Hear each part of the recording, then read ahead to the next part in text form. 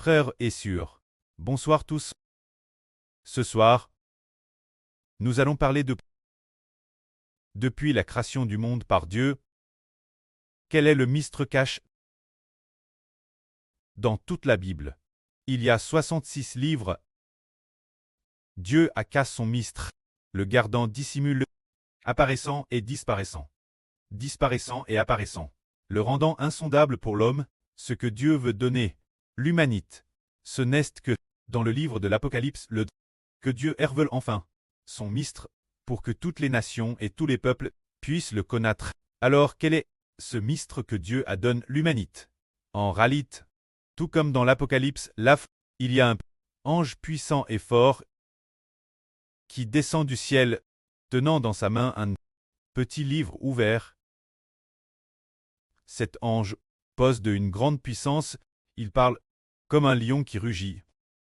Lorsqu'il a rugi, comme un lion, après avoir rugi, il dit ceci: il n'y aura plus de délai.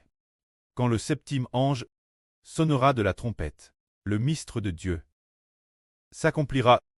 C'est ce que cet ange a dit concernant le mystère de Dieu. Alors quel est ce mystère du pré-cleste? Ce mystère que Dieu a caché depuis la création du monde. Ce mystère caché, quel est-il? Ce mystère est le contenu de la vie du chapitre 12 de l'Apocalypse.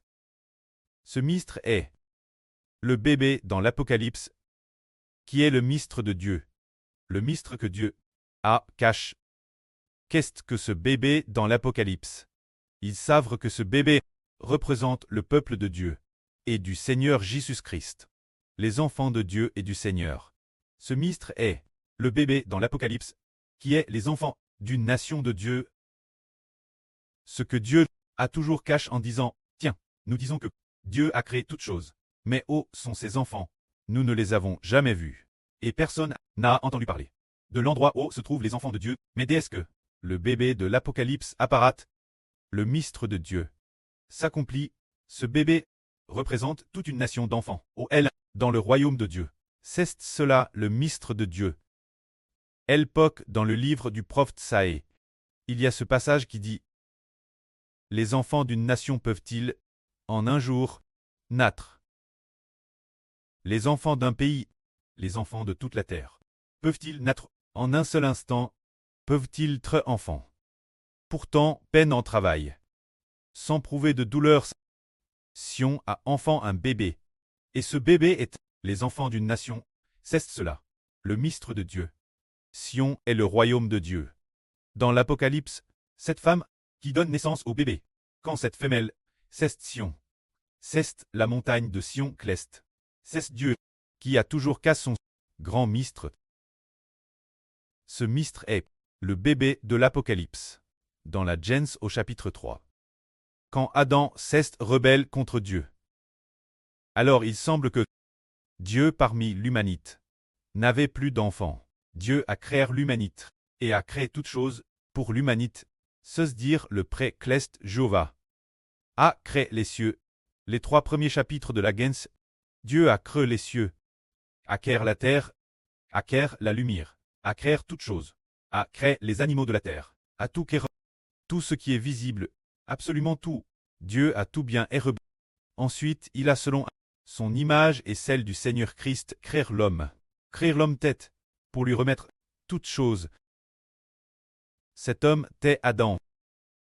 Dieu a remis toutes choses cet homme, pour que de cet homme, il obtienne des milliers et des millions d'enfants. Des milliers et des millions d'enfants, devenant les descendants de cet homme, et devenant aussi le peuple de Dieu. L'origine, Dieu avait prévu de tout comme après avoir créé Adam, Dieu lui a dit: soyez féconds et multipliez-vous, remplissez toute la terre, soumettez la terre, et dominez sur les poissons de la mer, les oiseaux du ciel, le bétail et les animaux terrestres, et dominez sur toute la terre. Dieu a ainsi ordonné à Adam. C'est-à-dire que bien que Dieu n'était qu'un seul homme, mais Dieu voulait partir de cet homme obtenir d'innombrables enfants. C'est pour cela que Dieu a créé l'homme, créé cet homme. Le but est d'obtenir d'innombrables enfants, qui deviendraient le peuple de Dieu. Mais Dieu a donné un commandement à Adam. qui t'est d'ordonner Adam de ne pas se rebeller contre Dieu. S'il se rebellait contre Dieu, se rebellait contre le Saint-Esprit de Dieu, alors Adam ne serait plus un enfant de Dieu, alors Adam devrait devenir un homme mort. Mais après avoir te trompé Adam, Ceste rebelle contre Dieu. Et Ceste détourne de Dieu. Alors Jéhovah Dieu, apprenons une prophétie. Satan le diable se dire le serpent de l'Apocalypse, en disant, puisque tu as fait cela, tu seras maudit. Et il a prophétisé ainsi. Je mettrai de l'hostilité entre toi et la femme, entre ta descendance et sa descendance, l'une contre l'autre. Tu lui blesseras le talon. Il t'esserrera la tête. Le mystre de Dieu. C'est la descendance de la femme. En se dire la femme et sa descendance. Alors aujourd'hui, ce dont nous allons parler, c'est de la descendance de la femme. C'est cela, le mystre de Dieu. Se dire. Ce que dit le bébé de l'Apocalypse, la descendance de la femme et, finalement arrive au bébé de l'Apocalypse. Pour que le pré accomplisse sa volonté. Et la dépéloie, il la laisse Adam continuer se multiplier, faisant croître la descendance d'Adam. Pourtant, ses descendants, on peut dire qu'ils n'appartenaient pas à Dieu. Mais Dieu avait prédestiné que l'avenir, il y aurait quelqu'un appelle la descendance de la femme. Cette personne, ses descendants seraient les enfants de Dieu. L'origine, les descendants Adam, devaient être les enfants de Dieu. Les descendants de Dieu et du Seigneur Christ auraient de être. Mais Dieu, depuis toujours cause de la rébellion d'Adam, Dieu a prophétisé en disant, la descendance de la femme sera appelée la descendance de la femme. Celui qui appelle la descendance, ses descendants seront les enfants de Dieu, se dire l'humanité. Qui sera TRS nombreuse. TRS nombreuse. Parmi cette multitude d'humains par la suite, ceux qui seront finalement choisis pour devenir les descendants de la descendance de la femme seront les enfants de Dieu. C'est cela le mystre de Dieu, cache depuis les temps anciens. Cache jusqu'à présent. Ce mystre ne sera qu'au moment où la septième et dernière trompette retentira, qu'il sera révélé. Ainsi, pour ce mystre, le pré allait les descendants d'Adam se multiplier et proliférer. Ils se sont multipliés jusqu'à l'époque du déluge. Oh, l'humanité a de nouveau commis beaucoup de mal. Pour quelle raison faisait-il le mal? Parce que Adam et ses descendants n'étaient pas la descendance de Dieu. Il n'est pas les descendants de ce bébé de l'Apocalypse. Il n'est pas les enfants NS de cette descendance. C'est pourquoi il faisait le mal. Puis, l'époque du déluge, l'approche de cette période du déluge, l'humanité multipliait les méfaits, parce que les anges tchous s'unissaient aux femmes, donnant ainsi naissance une multitude de méchants. Ces méchants appellent des gants. Ces gants peut-être encore plus grands que Goliath. Les gants de l'époque, ce quoi ils pensaient jour et nuit. N'était que le mal, Dieu a donc utilisé le déluge pour détruire l'humanité, ne laissant que la famille de nos 8 personnes en tout.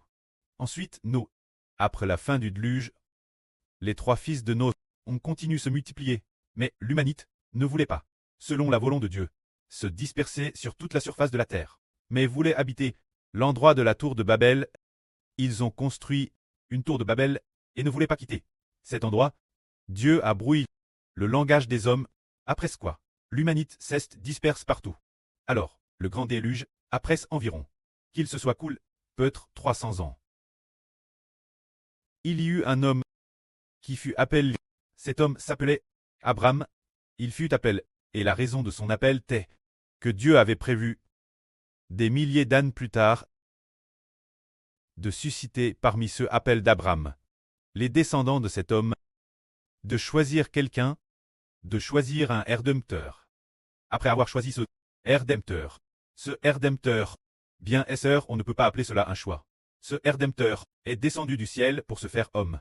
Mais Dieu a prophétisé que le Rédempteur viendrait de la descendance d'Abraham.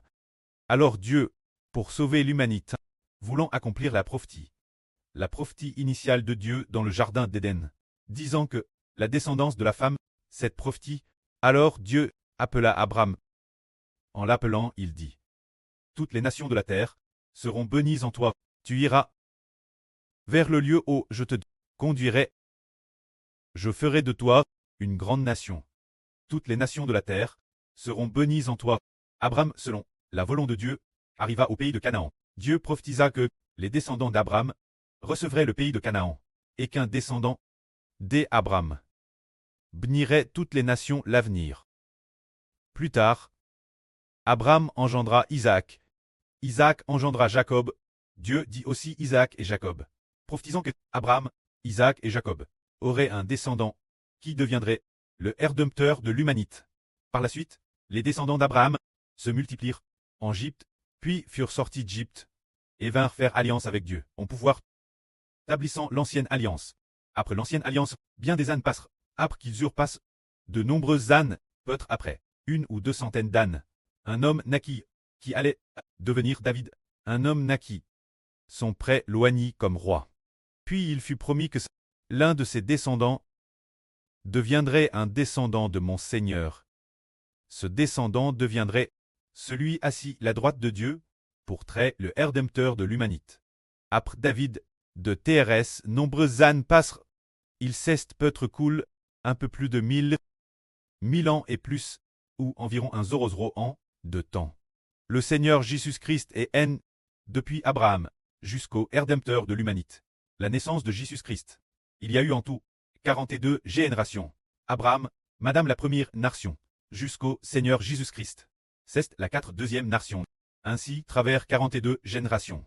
Le Seigneur Jésus-Christ est N d'une vierge. Celui-ci.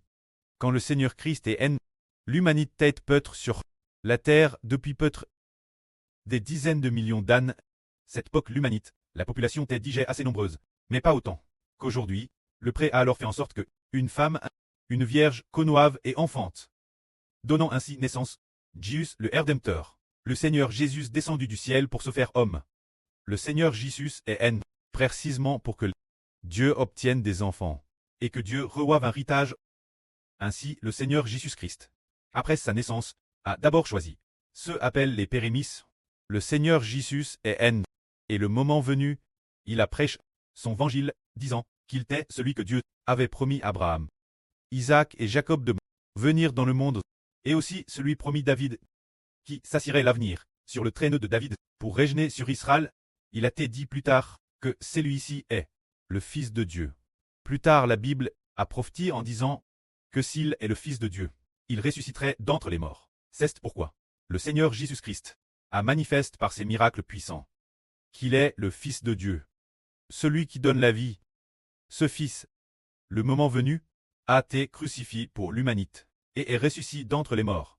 Ainsi le Seigneur Christ, partir de sa résurrection d'entre les morts, a permis l'existence de partir de ce moment, quand le Seigneur Christ a été crucifié et est ressuscité le 3e jour.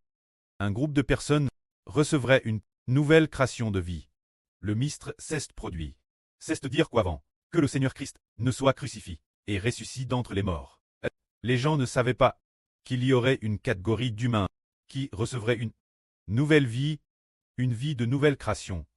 L'humanité a toujours vécu dans l'illusion, croyant tort que lorsqu'on vit jusqu'à 80 ans, la vie s'teinte, que la mort est la fin de tout, qu'il n'y a plus d'espoir.